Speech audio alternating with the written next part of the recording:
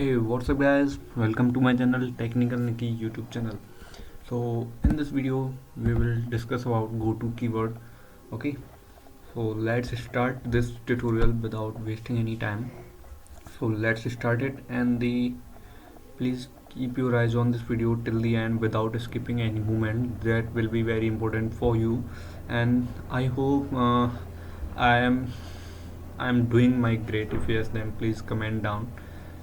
Okay, so let's get started. So the go to keyword is used to jump from the one statement to the other or selected statement by the programmer. It means if you have selected any statement using go to keyword, then you can jump into that easily if your condition is going false. Okay, so its syntax is like that. If I have an integer xyz, and then I print something to print on my output screen, then scan it into the xyz integer. If this condition is true, okay, then it execute this statement, else statement. If this condition is false, then it go to the abc statement. It means abc is a user defined integer. Okay, literal or integer, that is abc. It means it skip this or jump over this statement. Sorry, not that. Oh,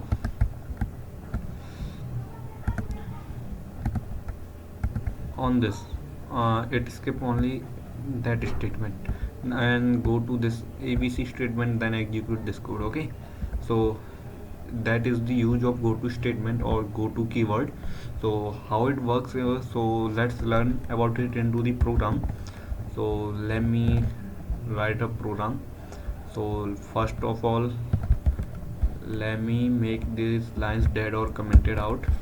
Okay, and now I am going to write a program as include std io.h, and the has include stdlib.h, that is standard libraries dot h, then the int main. Okay, and here I use the int marks. We will calculate the marks or the result of a student, okay, by using go to statement marks. Then I will print this text on the output screen. Okay, let me zoom this a little bit. Okay, that's great.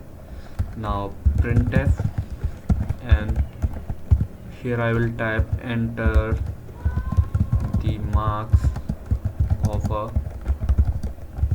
student. Okay, after this scanf and the percent d, percent d and comma ampersand marks. We will store its value into the ampersand marks variable. And now I start my condition if, okay, and if the marks is less than or equal to 50, then it go to abc section. Okay, abc statement, and then otherwise it go to else, and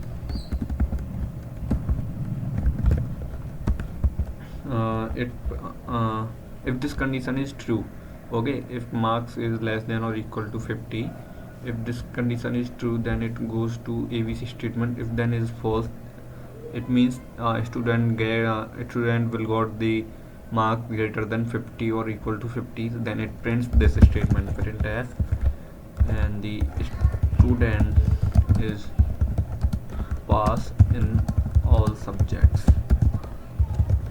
Okay, so it after that it prints this statement, and we go to the we go exit this marks statement. It means this statement, and then